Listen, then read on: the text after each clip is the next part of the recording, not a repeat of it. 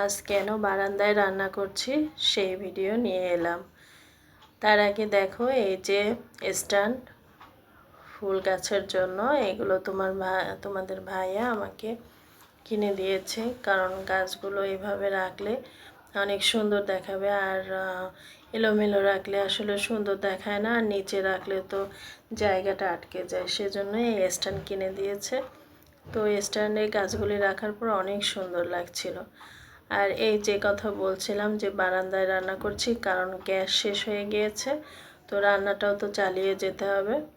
তো এই ছোট্ট রাইস কুকারটাই আমি চেষ্টা করলাম কিভাবে রান্না করা যায়।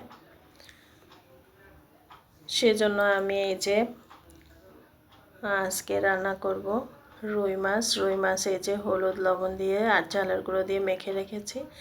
এখন এটাকে রাইস কুকারে দিয়ে ভেজে নেব। এই যে তেল দিয়েছি, তেলটা গরম হলে তারপরে মাছ দিব। তো আমার এই বারান্দা বাগান তোমাদের কেমন লাগলো অবশ্যই কমেন্টে জানাবে।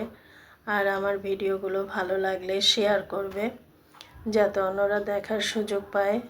লাইক দেবে, কমেন্ট করবে, তাহলে ভালো লাগে, নতুন ভিডিও তৈরি করতে ইচ্ছা হয়।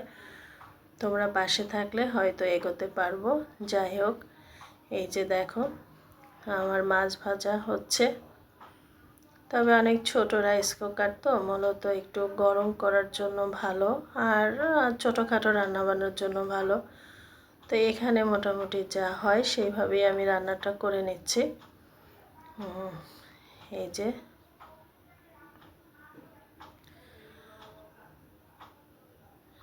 এই যে মাছ ভাজা হচ্ছে, তো এরপর উঠিয়ে নেব। আর রুই মাছ রান্না তো সবাই জানো। তোমাদের সাথে এই ফাঁকে একটু আমার এই গাছটা নিয়ে বলি। এই যে এটা হচ্ছে একটা মাদার গাছ, জেড প্লান্ট, এবং এখান থেকে অসংখ্য গাছ আমি মানুষকে দিয়েছি, এবং অনেকেই গাছ তৈরি করতে পেরেছে। আমার খুব ভালো লাগে গাছ দিতে। আমি দেই আপনজনদের ভিতরে, ছোট ছোট গাছ দেই, তারা লাগায়, আমার খুব ভালো লাগে।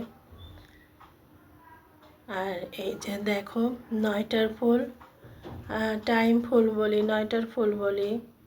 আর এই যে মাছ রান্না হয়ে এসছে। উপর থেকে আমি কাঁচা মরিচ আর ভাজা জিরের গুঁড়ো দিয়ে দিয়েছি। রান্না প্রায় শেষ। অসম্ভব স্বাদ হয়েছিল।